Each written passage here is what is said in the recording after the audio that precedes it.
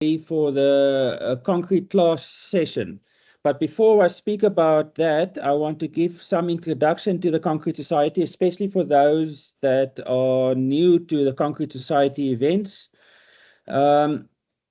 We are an old, I think 40-year already organization. We took a break a few years ago, but we're going strong again. And this time we're going strong with some core values. And this is what we believe in, and how we arrange everything we do is to be modern and advanced, relevant, streamlined and efficient, objective, inclusive, and loyal.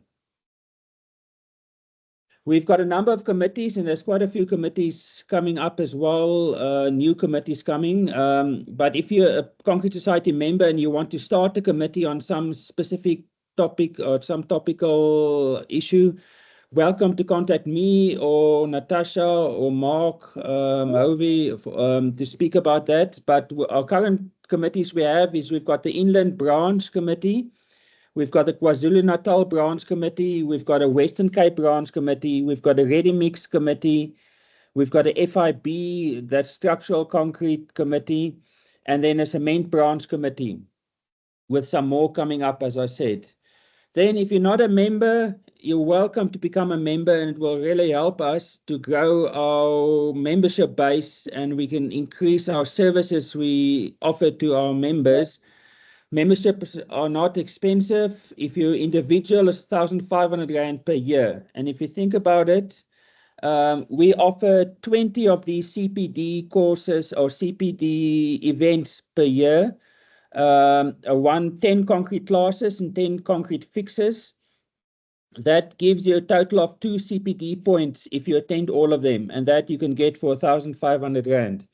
But then if you're a company, for a little bit more, you can advertise yourself as well as part of the Concrete Society and get more members involved.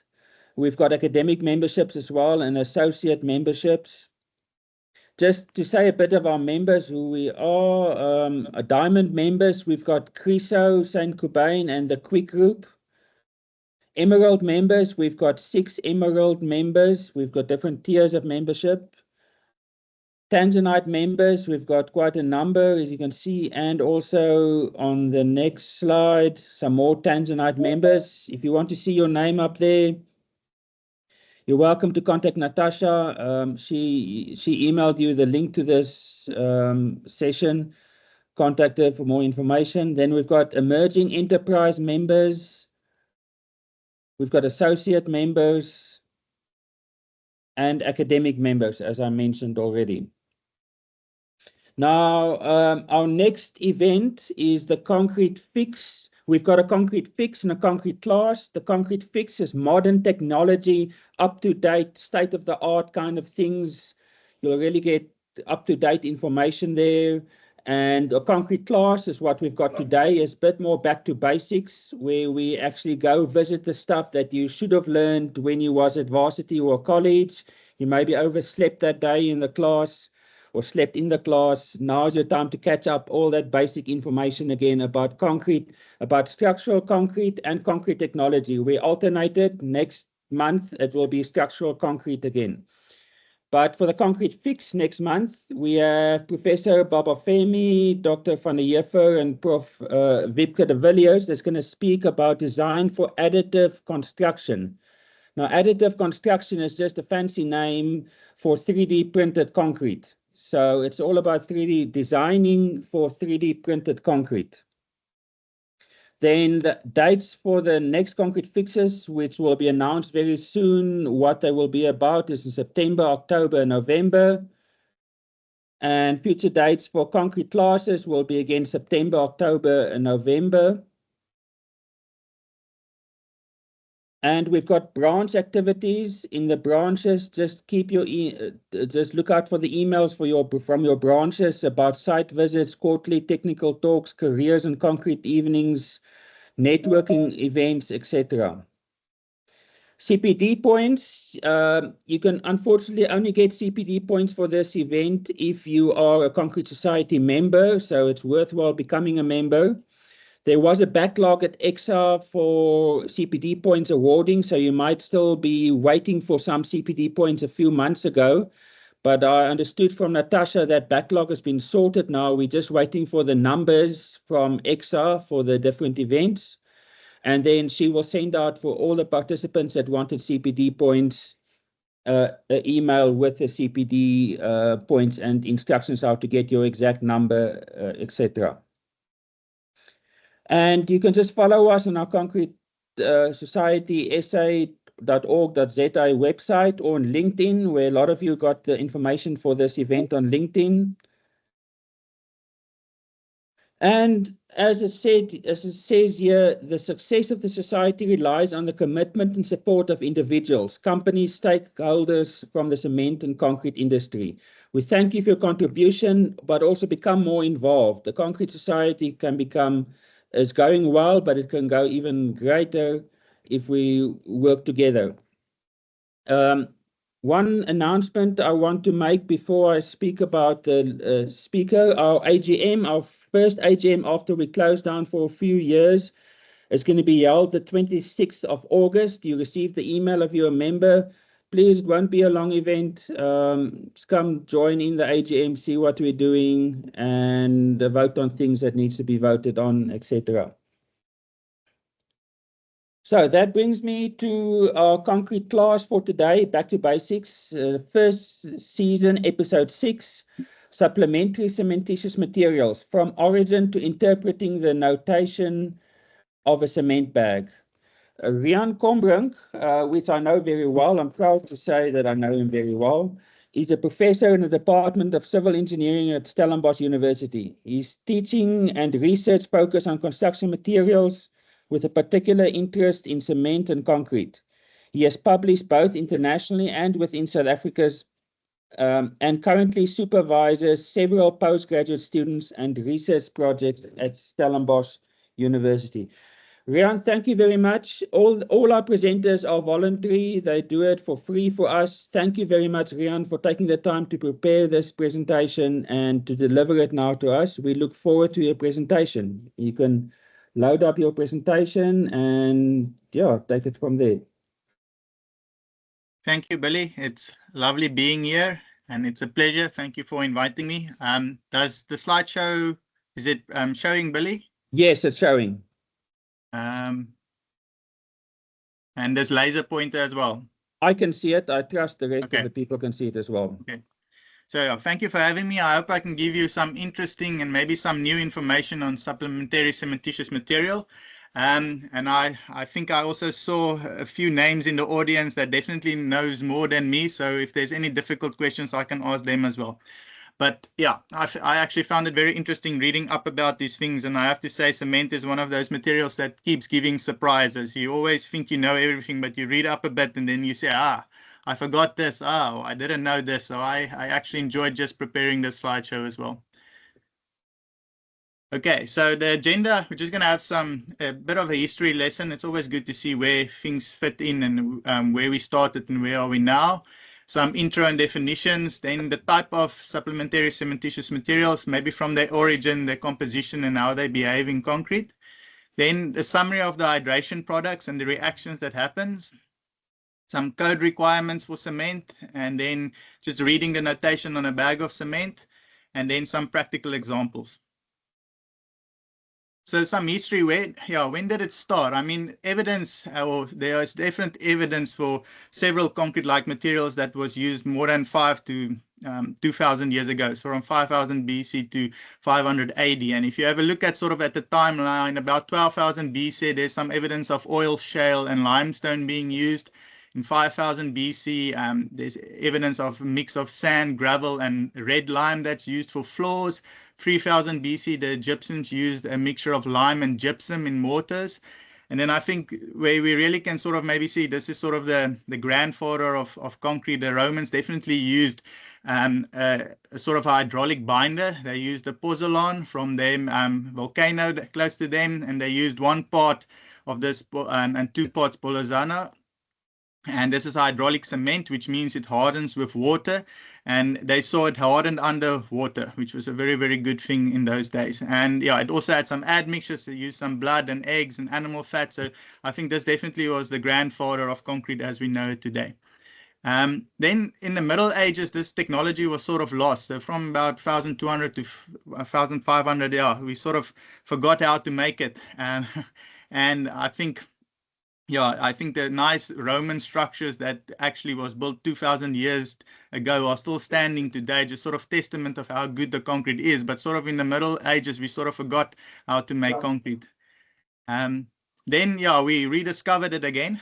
So in the 1700s, we started getting need to build structures again. So big structures. And you'll see in the 1700s and 1800s, there was a lot, this word calcining came about a lot, but it was calcining limestone rich, limestone clay, or limestone containing clay, and then you'll see there's also some burning of a clay material. There's calcining of mixture of clay and limestone, and all of this is sort of the precursor of what would happen in 1820 when it was sort of patented. So Joseph Aspen patented Portland cement.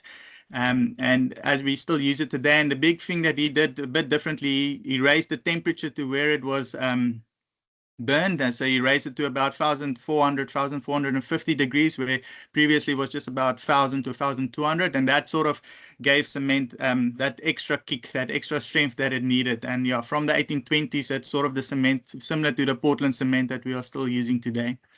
Just some other milestones which I find interesting. Sort of in the 1820s, the first engineering use of cement was recorded when they closed a breach in the Thames Tunnel, and then sort of in 1880s the first rotary kiln was introduced.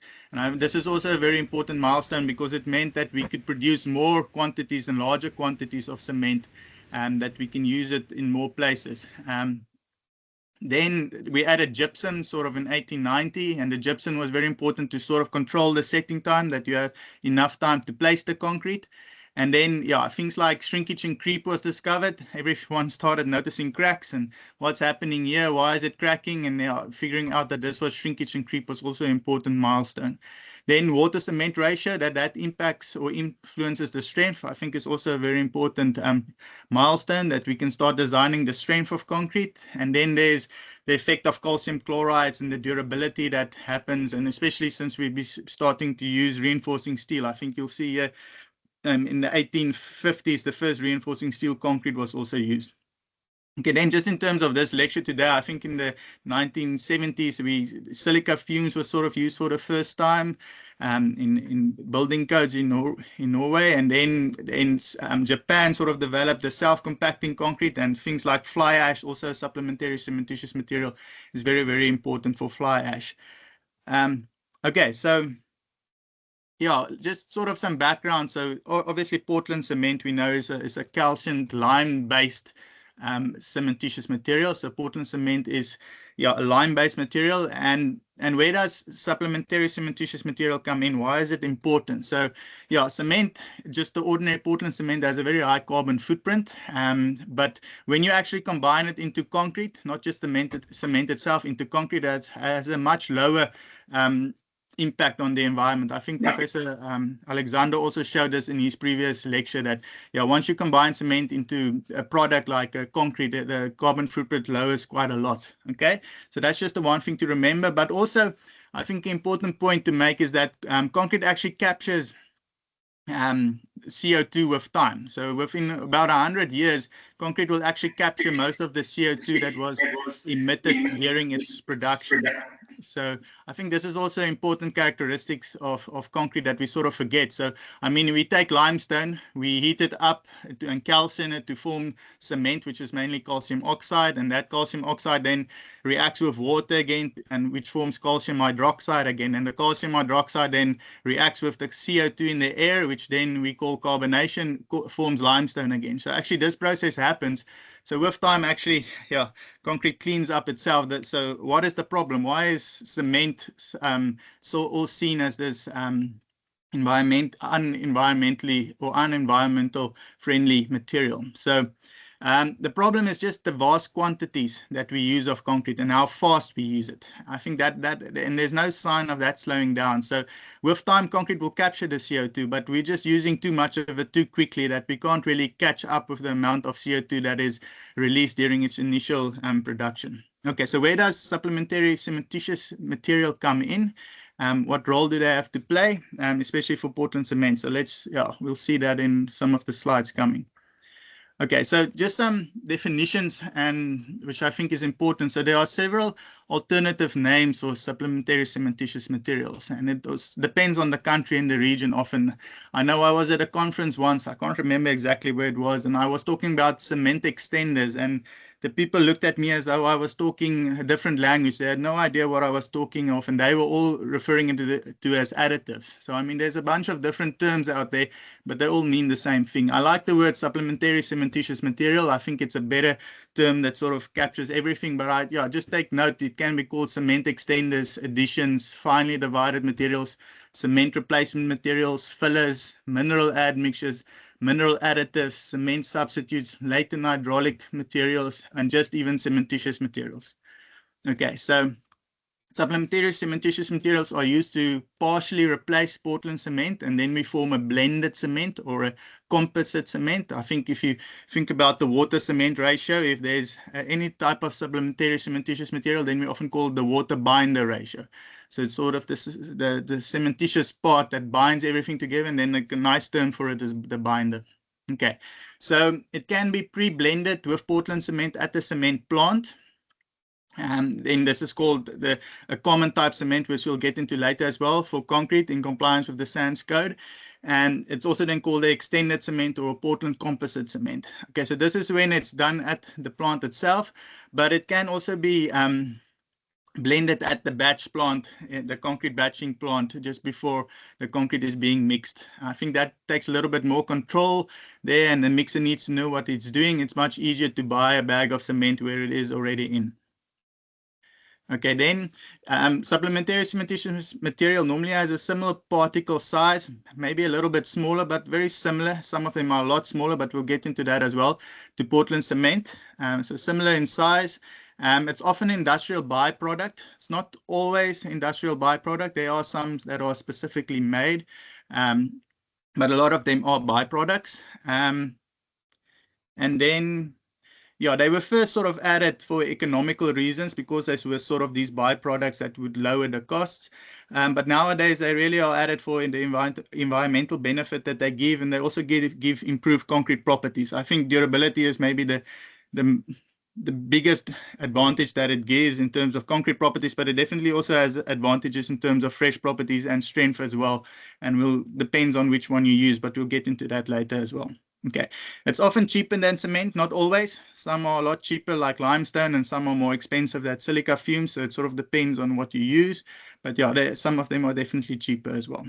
Okay, so this presentation, we will focus mainly on the supplementary cementitious materials we use today, and mostly those that sort of I know is already readily available in South Africa.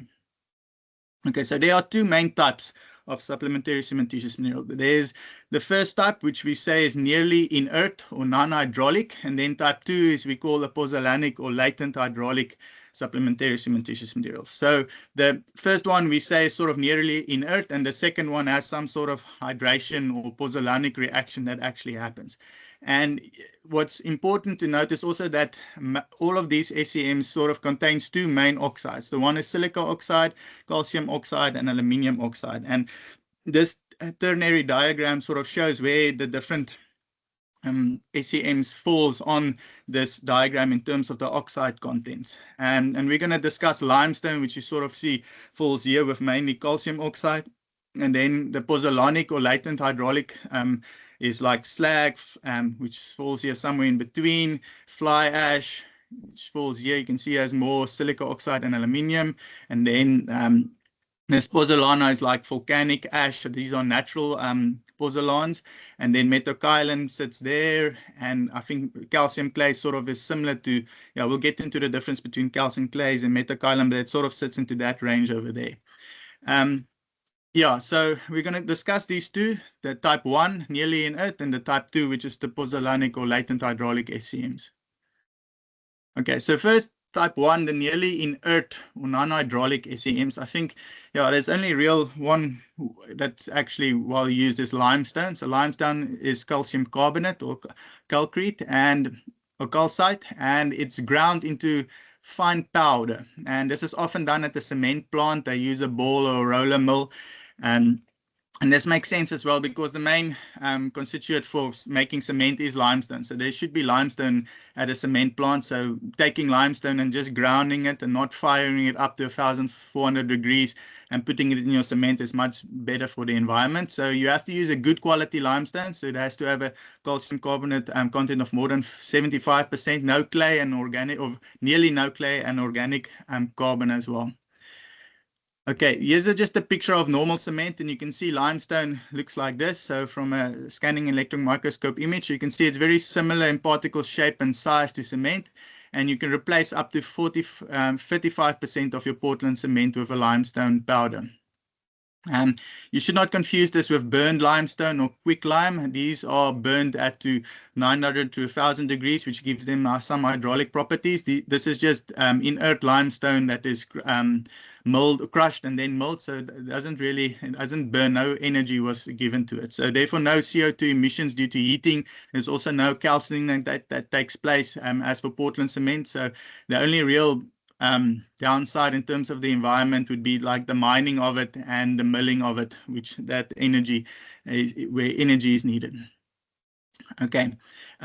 It's just in terms of the interaction with concrete, so mostly physical, non-reactive interaction with concrete. It does improve the rate of strength gain via the fine filler effect. So this is just adding a bunch of fine materials to concrete, and this is something that the cement can latch on when it starts hydrating. So this improves your particle packing density, and it also acts as those nucleation sites for cement hydration products. So yeah, I mean, any fine material that you actually add to concrete does give this fine filler effect. So I mean, even the other SCMs we're going to talk about also fine materials that you add. So they also have that fine filler effect, but the advantage of the other SCMs, they have the fine filler effect, but they also interact with the hydration reaction, which gives additional products, which is very helpful as well. But for limestone, it is this fine filler effect. It also improves your workability and also the cohesion of your fresh concrete. So it does help the concrete work a little bit better, and it makes it a little bit more cohesive, which helps against segregation and things like that.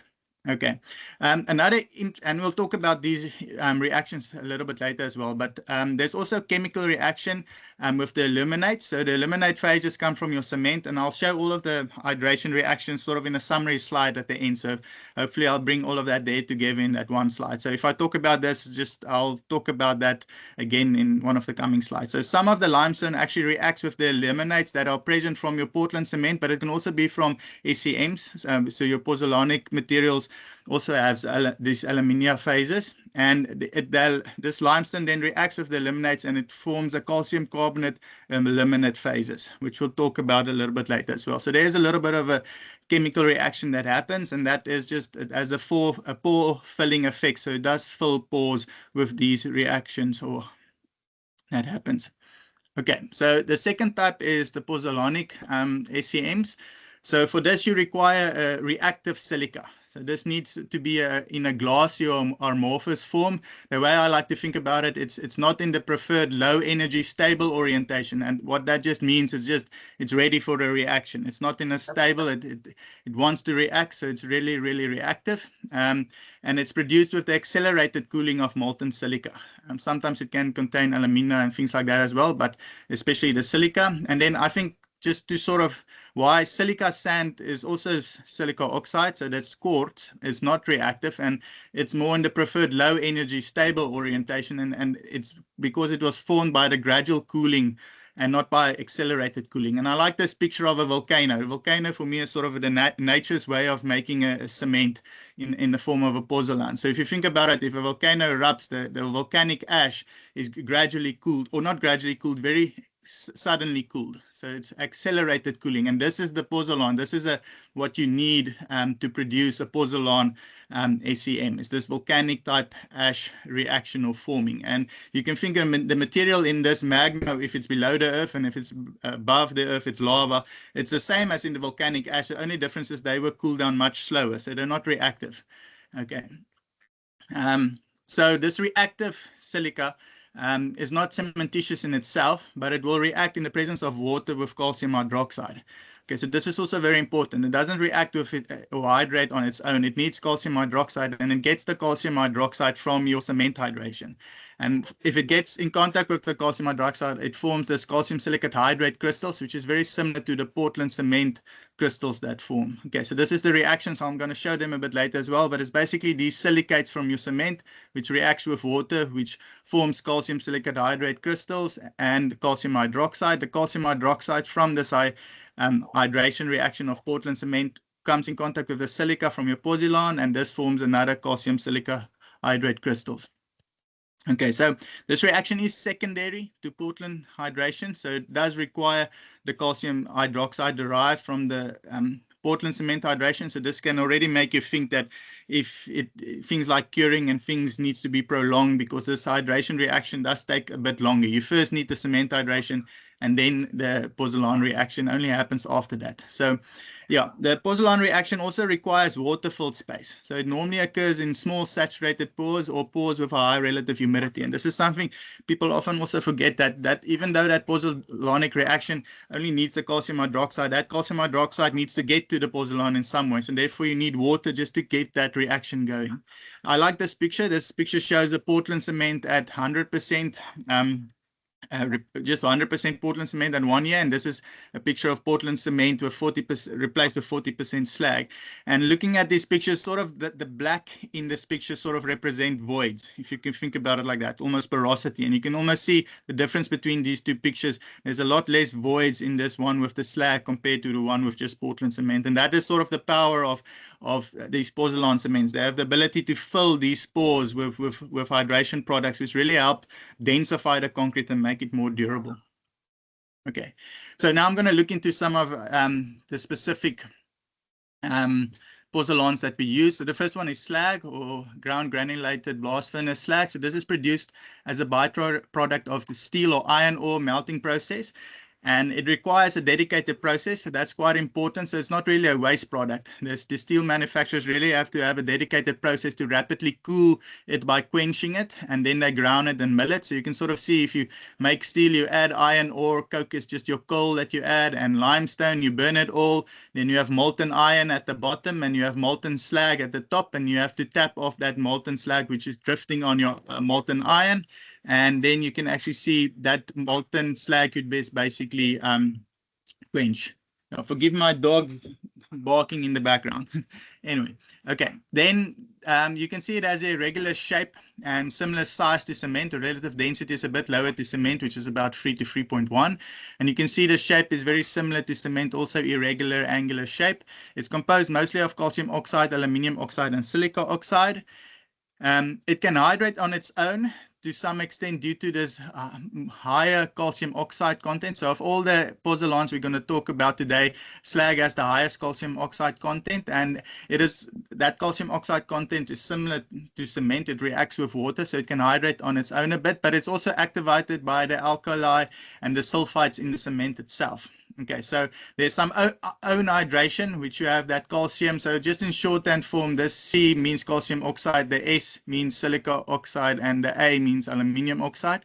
So if you see these shorthand notations, that's sort of, hopefully you are used to it by now. That reacts with water, and it can also, that's sort of the own hydration, but it's also activated by the alkalis and the sulfites in the cement, and then it forms these two hydration products. The one is calcium silicate hydrates, and the one is calcium silicate hydrates, but there's an A in there, which means there's also aluminium in that structure. Okay, so there's also some aluminium in that structure. They sometimes call it these cash type hydration products, but yeah, it is just similar to the calcium silica hydrate crystals, but there's just aluminium or alumina in that structure. And very important, there's no calcium hydroxide given off by the slag's reaction with water and with the alkali, but if there is cement present in that mixture, for example, then that there is also a pozzolanic reaction of that silica and aluminium, which reacts with the water and then the calcium hydroxide from your cement hydration. So if there's some cement in there, it will also react with that calcium hydroxide to form additional hydration products. Okay, these are the hydration products, and we'll talk about it later as well, which really strengthen the concrete. Okay, because it has such a high calcium oxide content, you can replace up to 95% of your cement with slag. I would say that's pushing it a bit. I would be comfortable up to about 70%, but I suppose if you really want, you can take it that high. In Saldanha, we had a supply of Corex slag, which unfortunately closed down, but just that was a much more reactive type slag that we had. It had a more modern steel melting process and a bit different cooling method. Okay, sort of the impact on concrete properties for low to moderate replacements of Portland cement. So it's no significant impact on workability. The setting is maybe a little bit retarded, and there's a lower heat of hydration. Maybe not for the Corex slag that we had. The Corex slag was quite reactive, so it didn't really lower that heat of hydration too much. There's a little bit lower early age strength, but also then counteracted by a higher late age strength, and it definitely refines or fill the pores. So it really improved the density of the concrete, which really improved the durability of the concrete. Okay, the next one is fly ash. So fly ash is ash from burnt coal. The coal definitely has a high carbon content, which we then burn. And then we extract from the exhaust gases from this generation process, we extract the fly ash. You can see in the boiler, we heat up water. This creates steams, which drive your turbines, which gives us electricity.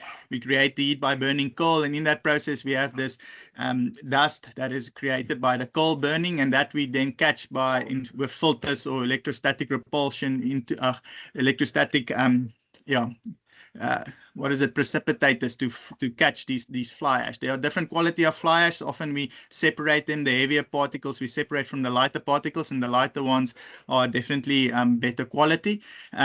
So the quality of the fly ash then definitely also depends on the coal quality of what coal you actually burn. For fly ash, it must have smaller than 9% carbon content. And most of the fly ash we use in South Africa is less than 5%. It has a spherical or a round shape, and it's similar size to cement, maybe a bit smaller, but still similar to cement. Relative density is about 2.3. You can see that here's a picture of it. It's really a round particle shape. It's mainly aluminium oxide and silica oxide, so there's a very low calcium oxide content. In South Africa, I think it's less than 6%, but it's definitely, to be classified as a low calcium, it must be less than 10%. Then it's a pure pozzolan, so it does not hydrate as Portland cement and slag. The silica and aluminium in it reacts with the calcium hydroxide from your cement hydration to form the hydration products. Okay, it's again the calcium silicate hydrate crystals and the calcium silicate hydrate crystals with the alumina in its crystal structure. Okay, we can replace up to 35% of the cement with fly ash. And the impact of it in the properties of concrete from moderate to low replacement levels, it significantly improves workability, especially flowability. You can think these round particles really help make the concrete more flowable. The setting is a little bit retarded. There's again lower heat of hydration, lower early age strength, higher late age strength, and definitely improved durability due to that pozzolanic reaction filling up the pores. Okay, so the next one is condensed silica fumes. This is from waste gas of the production of silicon or silicon metals like aluminium. So the reduction of quartz to silicon produces the silica oxide vapor, which is then recondensed to condensed silica fumes. So you can see how they make aluminium. There's some electrodes which gives heat, which melts the quartz and the silicon, and we can then there's a lot of particles from this burning process given off, and we filter them and we catch them as silica fumes. These silica fumes have also a spherical shape, a round shape, but they are much finer than cement, up to between 50 and 100 times smaller than cement, and the relative density is about 2.1, which is also much lower than cement. Okay, it also, because it's so small, it reacts much faster compared to fly ash and slag. So it's a very, very reactive material, and it's often used for high strength concrete and so forth. So it's definitely, because it's so small, it reacts very, very quickly. It's mainly silica oxide, so no aluminium and calcium oxide is really present. So it's a pure pozzolan, so it does not hydrate at all with water, and therefore that silica oxide from it needs that that Portlandite orders calcium hydroxide from your cement hydration to form this calcium silicate hydrate crystals. Okay, we can replace up to 10% of the cement. This is quite low because if you do add these silica fumes, because they are so small, they really reduce the workability of the concrete. It makes it very, very sticky mix. So the cohesion increases a lot. And that can impact things like air entrainment and so forth. It's very difficult to compact the concrete and get all of the air out. There's very little bleeding if you add this type of condensed silica fumes because it is so fine. It also gives a very high H early strength and also late H strength. It refines the pores and durability as well because it fills the pores, but it is more expensive than cement. And there's also lower volumes of it compared to some of the other slags and fly ashes because aluminium is not made in such high volumes as the steel and the coal fire stations that we had for the fly ash. Okay, then calcined clay. I had to include this one as well. So clays forms naturally by the weathering of igneous rocks, and then we heat it up to 700 to 800 degrees Celsius to form a pozzolan, and the composition of it is very similar to the volcanic ash. And I like this picture as well. I think nature's way of creating a pozzolan was ejecting it from a volcano, and then we formed that volcanic ash. But what we then did is all of this igneous rocks that basically formed by slower cooling, and that igneous rocks weathered with time, got into a stream somewhere or somewhere into a catchment area and deposited. And then we take that clay and then we heat it up to this temperature and cool it down to form a pozzolan. So we basically, it wasn't ejected from a volcano. We then actually had to do it and we heat it up to form something that is similar to the volcanic ash. It's not a byproduct, but it was definitely specifically manufactured. It has lower CO2 emissions than Portland cement due to two things. It has a lower burning temperature, where Portland cement is about 1,400 degrees. This is only up to 700 to 800 degrees. And there's also no calcining that takes place, calcination. There's no CO2 released just due to the reaction. So for cement, the calcium carbonate from the lime is transferred to calcium oxide and carbon dioxide. And that just in that chemical reaction gives off a lot of CO2 in cement production, and that doesn't happen here with the calcined clay. Okay, so the reactivity of calcined clays is dependent on the kaolin content. So if the kaolin clay is heated, water is released to form metakaolin, and metakaolin is the calcined form of kaolin. And I have to say, a lot of times people sort of use the term metakaolin as calcined clay. So if they say it's metakaolin, then you think it's calcined clay. But actually, let's say, for example, you take a clay that has 40% kaolin in it. If you heat it up, only 40% of that clay would be metakaolin. So metakaolin is definitely just a calcined form of kaolin. So if you talk about a calcined clay, it will have a certain percentage of metakaolin in it, but not all of it will be metakaolin. If you want to have it 100% metakaolin, then you would have had to heat 100% kaolin clay to get 100% metakaolin.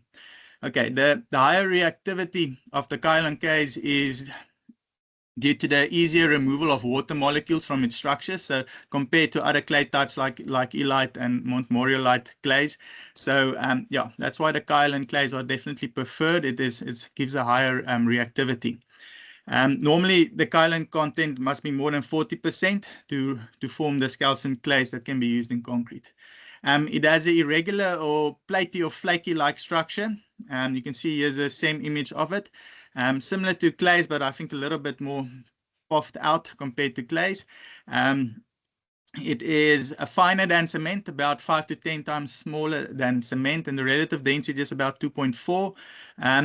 It's mainly aluminium oxide and silica oxide, and it's highly reactive. So it also needs that cement hydration reaction, this calcium hydroxide from the cement to form these calcium silicate hydrates and calcium silicate hydrates with the aluminium in its crystal structure. There is another reaction that happens with it if there's limestone present, and I'll get into that a little bit later as well. It's not yet in our SANS codes for cement. Yeah, I think it is coming. There are things like LC2 and LC3 cements, which is clinker, which is normal Portland cement, calcined clay, and limestone. So I do think it's coming, but yeah, unfortunately, it's not yet in our cement code that we use for our cement. The impact on the concrete properties for low to moderate replacements of PC or Portland cement, it significantly reduces your workability, especially the cohesion. So it does make the mix very sticky. Your setting is a bit accelerated, which is a bit different than the others. It's because of that high aluminium content. And aluminium, we'll see later as well, reacts very violently with water initially when you add it to concrete. So that's why it increases that setting. It often requires an admixture to make it workable, and for this, PCE normally works better because the steric hindrance mechanism with plasticizers or super plasticizers works better with these clay structures than the other mechanism, which is electrostatic repulsion. Then it has a lower strength, so lower early age strength, but a higher late age strength. And again, it's still very good for durability. It's filling those pores very nicely with these secondary hydration products. Okay, just in terms of the composition of Portland cement and the other SCMs that we've discussed, so we had this ternary diagram with silica oxide, calcium oxide, and aluminium oxide, and you can just sort of see from this here, you can just see the percentages. So Portland cement is about 20% silica oxide and maybe 60 to 70% calcium oxide. And you can see the slag has about 30 to 40% calcium oxide. And that's why it's self-hydrating to some extent. And you can see the lime, the low lime fly ash and the condensed silica fumes has much lower calcium oxide content as well as the calcium clay. So the calcium clays is mainly silica oxide and aluminium oxide. Condensed silica fumes is mainly more than 90% silica oxide, and the fly ash is also a lot of silica oxide and aluminium oxide. Okay. So just sort of a summary of the hydration products that actually happens. And when I talk about the hydration products, it has to do with all of these oxides that are present. Because each of these oxides results in a certain hydration product. So I'm now just going to show you how the hydration products looks like. And then in the next slide, I'll show the actual hydration reaction, but I first think it's important just to see how these products look like. So the first one is just the calcium silicate hydrate crystal. So this is from Portland cement hydration that happens, but again, it can also be from the pozzolanic reaction that happens, and then it can either be this calcium silicate hydrate or the calcium aluminosilica hydrate. So that's where you have this aluminate in your calcium silicate hydrate crystal present as well. So it's a crystalline fibers. About 60% of your volume of hydrated solids in a 100% Portland cement system is this calcium silicate hydrate crystals. It has an indefinite stoichiometry, which means it's not always fixed in terms of the chemical composition of these integers and the proportions in which it forms. So it really depends on the original calcium and silica oxide that's present onto what is that stoichiometry that actually forms. Its main function is strength, and obviously if it makes it strong and bind everything together, it's also very, very important for durability. And if you look at these pictures, you can just see that's sort of the calcium silicate hydrate crystals that forms. This is a very early picture in the hydration of your cement, but there you can see those crystals forming, and then that's the calcium silicate hydrate crystals. And if this calcium aluminosilicate hydrate crystals looks like this cash gels looks like that. The next one is calcium hydroxide. So this is Portlandite. The shape is hexagonal plates. So they're about 20 to 25% of your volume of your solids in a Portland cement system is this calcium hydroxide. It has a definite stoichiometry, so a very definite crystal structure. Its function is alkalinity, and it's also definitely needed for the pozzolanic reaction. You can see here's this hexagonal plate here is definitely Portlandite or calcium hydroxide. Then you have calcium sulfoaluminates. So this type of cash is the short notation for it, and this sort of confused a lot of people, and including me in the beginning, because you see this cash and you think it's similar to this calcium aluminosilicate hydrate. But the difference is this cash has a bar on top of it, and that bar on top of it means it's a sulfate. So it's not the silica oxide from this calcium aluminosilicate hydrate. It's a sulfate in there. Okay, so this structure, it's a lower density crystalline phase. One of them is ettringite and the other one is monosulfate, and I'll talk about these a little bit later as well. It's about 15 to 20% of the volume of the hydration solids in the Portland cement system. and it has also indefinite stoichiometry, and it fills pores and reduces porosity, but it is a lower density crystalline phases compared to these other hydration products. And if you look at it, the ettringite has these needle shapes. These are pictures of that ettringite crystals, and later on they are transformed to monosulfate under certain conditions, which more again has this hexagonal plate structure. Okay, then there's another one that forms, especially in the presence of limestone. This is calcium carboaluminate, and I don't think this is an official acronym for it, because I think in Afrikaans it's very close to a swear word, so I'll rather say calcium carboaluminate. But that C with a bar on top of it is just carbonate. So you can see this is what I'll talk about the reaction in a moment. But this happens when there's limestone present, which reacts with the aluminates that are present. And it's also a low density crystalline phase. And there are two types of them. The one is also hexagonal plates. And you can see it's very similar to this carboaluminate. It's very similar to the monosulfate. Also has these hexagonal plates. Okay, but they also fill pores and reduce porosity. Okay, so we're going to look at the hydration reactions of these different hydration products now. Okay, so the first one is Portland cement. So if you look at Portland cement, you need to understand that to see how the other will react as well. So for Portland cement, you have silicates, which this is the silicates that hydrate with water. That gives the calcium silicate hydrates with the calcium hydroxide. Then there's also aluminates in Portland cement. So these are all your aluminates, which reacts with water. It initially it's a very violent reaction. It forms this calcium aluminate hydrate, which then immediately comes in contact with gypsum, which we add to control the setting. And that gypsum is calcium sulfate, which then forms ettringite. And this is that monosulfate we talked about. It remains ettringite if there's the calcium sulfate is much more than the aluminate. So if there's too much sulfate in it, it remains, or too much gypsum in it, it remains ettringite. If there's not enough, if the gypsum is used up, then that ettringite is transformed to monosulfate as it reacts with the aluminates that is left within your system. Okay. So this is this normal cement hydration reaction. Then the pozzolanic reaction, a pure pozzolanic reaction is for silica-rich is when the silica oxide reacts with calcium hydroxide, and this forms this, which we talked about already. If there's a silica and aluminium-rich SCMs, it is the silica and the aluminium that reacts with your calcium hydroxide, which forms this SCH and cash gels, which is your strength-forming crystals. And then this is interesting. When limestone comes in, what happens with the limestone, if there's this ettringite conversion from ettringite to monosulfite, this reaction doesn't happen if there's limestone present. So what happens, that limestone comes into play and reacts with the aluminates, and then it forms these carboaluminates phases, which is also similar to the monosulfite, but it's just from the limestone. So the limestone interferes a little bit with that conversion from ettringite to monosulfate. Okay. So in terms of South African cements, there are 5 common types according to the SANS 5019 7 part 1, and it's SEM 1 to SEM 5. SEM 1 is a Portland cement, SEM 2 is a Portland composite cement, SEM 3 is a blast furnace cement, SEM 4 is a pozzolanic cement, and SEM 5 is a composite cement. And in this table, it basically tells you everything that you need to know. It tells you how much clinker it has. It tells you if it's made out of slag or silica fume, pozzolan, like natural ash, fly ash, burnt shale, and limestone. And this burnt shale here, T, is a burnt shale or a burnt oil. This is not the calcium clay we talked about earlier. This is a burnt shale. It's very similar to slags. It has a much higher aluminium oxide, calcium oxide, and silica oxide content. So this is not the calcium clay, and shouldn't be confused with that. Okay, I'll go into this table a bit later of how to read it.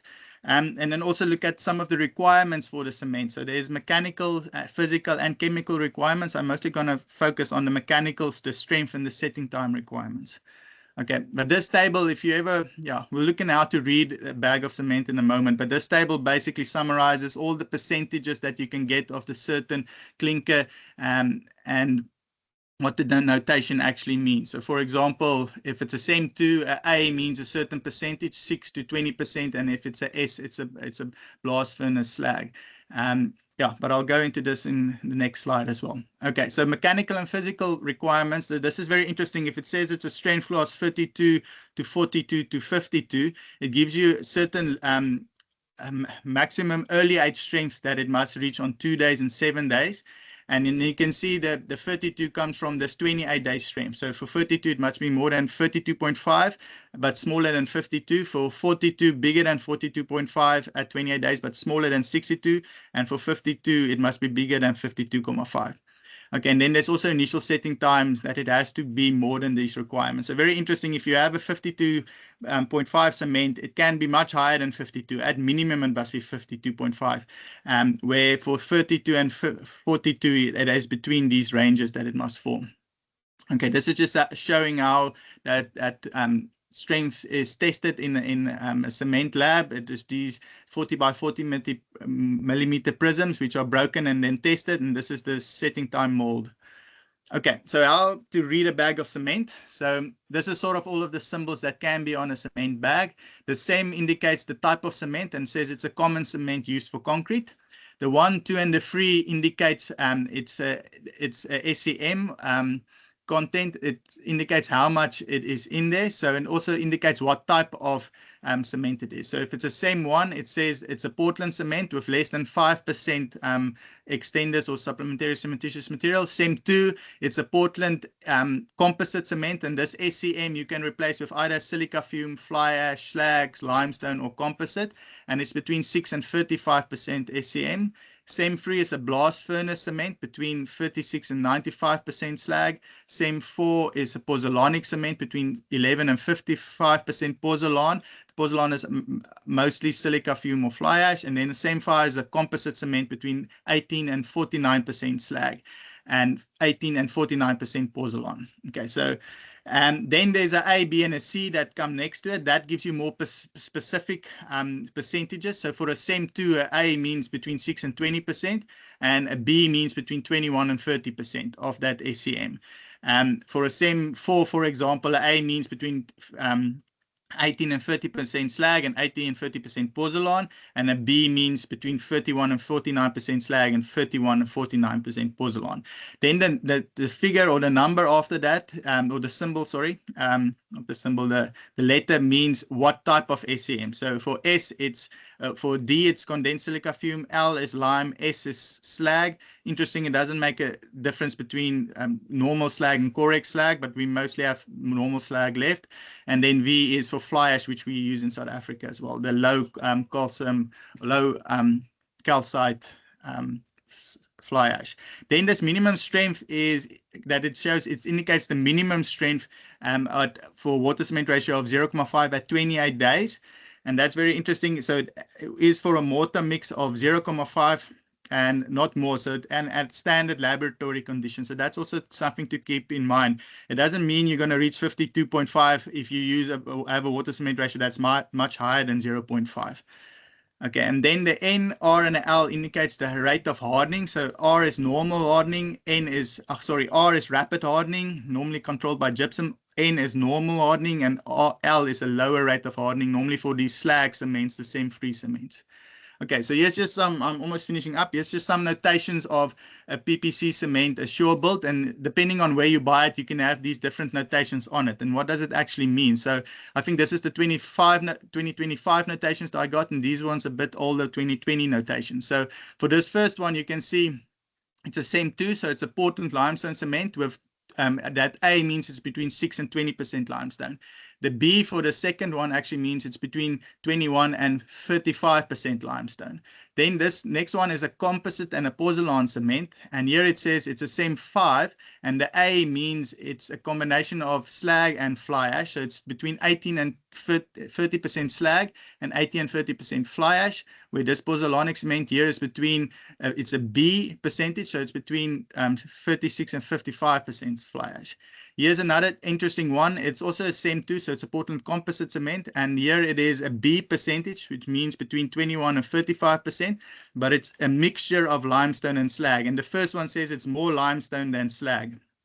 And the same with this one, it's a mixture again between slag and fly ash, more slag than fly ash. Here's a blast furnace slag, and you can see that's a SEM3 A, and that's between 36 and 65% slag, and the same with the Portland fly ash cement. It's a B, it's also a SEM2, and that's just 20 to 35% fly ash.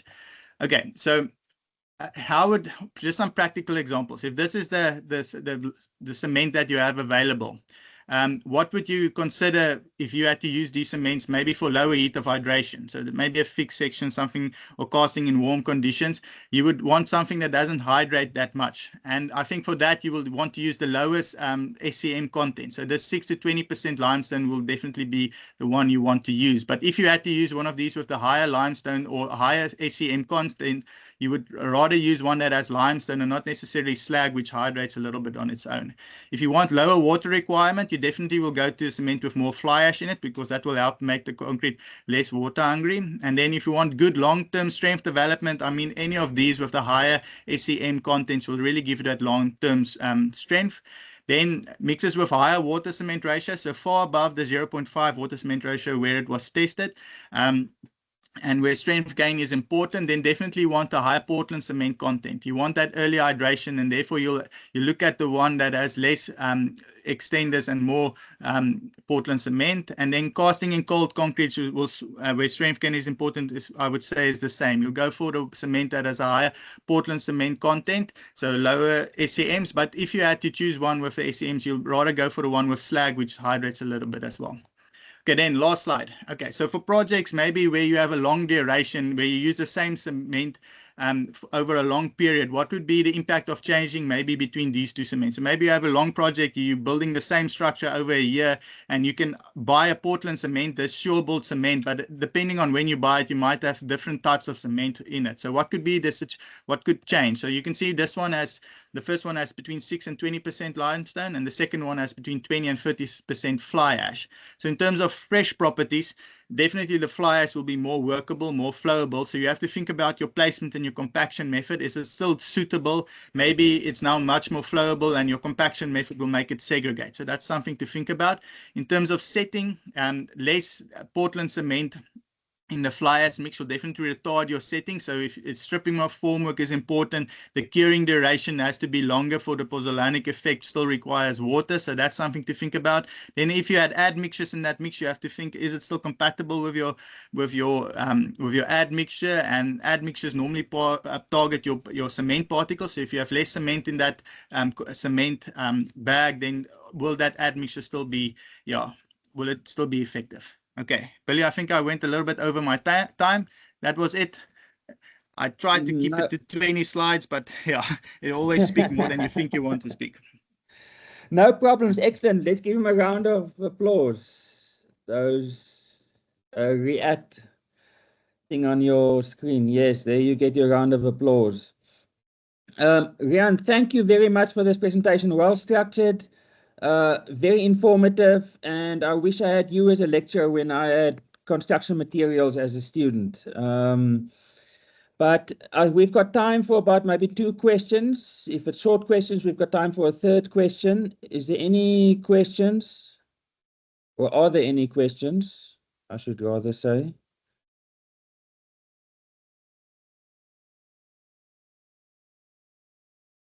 But while people are still thinking about questions, I've got a question.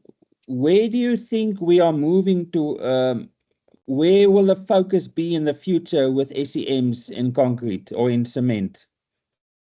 Sure, that's a tricky one, Billy. I think obviously there's a lot of, the buzzword is LC-free cement, and I think it definitely will have a place because there's a lot, we have large deposits of clay around that we can use.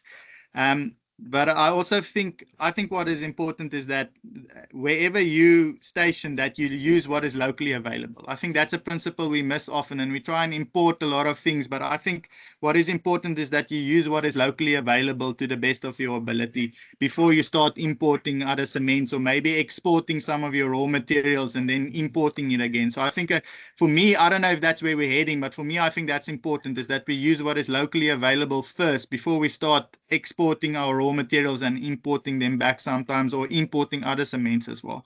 So for me, but I have to say, I think there's a lot of countries that are still using coal, and if you have that I mean, use it. The fly ash, I think you can use it. Steel, we'll always use or need steel, so there's going to be slag available somewhere. And so you should definitely utilize it for that. If you had to manufacture something, I think it's going to be a combination between normal Portland cement and the calcium clay, just because of what is available. But something like limestone, ground limestone, is also very, very important. And you can look at what the Romans used. The formula that they use is exactly the same as what we prescribe for LC3 cement. It was exactly the same formula that they use. So I mean, yeah, we always think that we're doing something new, but it's been done a long time ago. Anyway, yeah, sorry, Billy, that was a long question, a long answer to a short question. No, thank you. No, it's a good answer. Grant, you've got a question.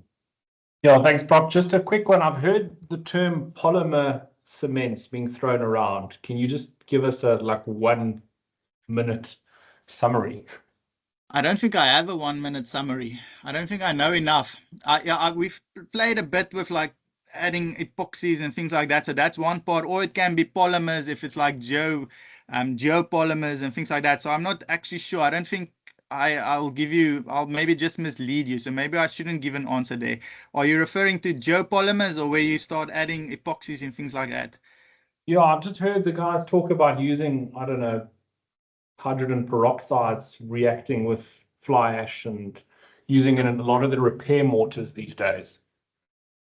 I should rather not. I don't think I'm qualified to answer that. So maybe. No problem. Okay. Appreciate the honesty. Thank you. Thanks, Grant. Any other questions?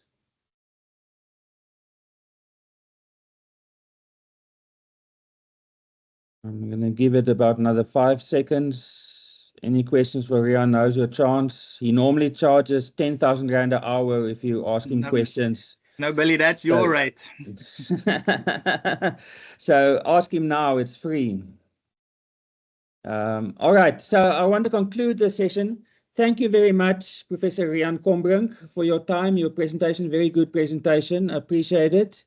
Thank you for everybody that enjoyed this presentation. Thank you for joining us, and join us again in the next concrete fix about additive concrete or 3D printing.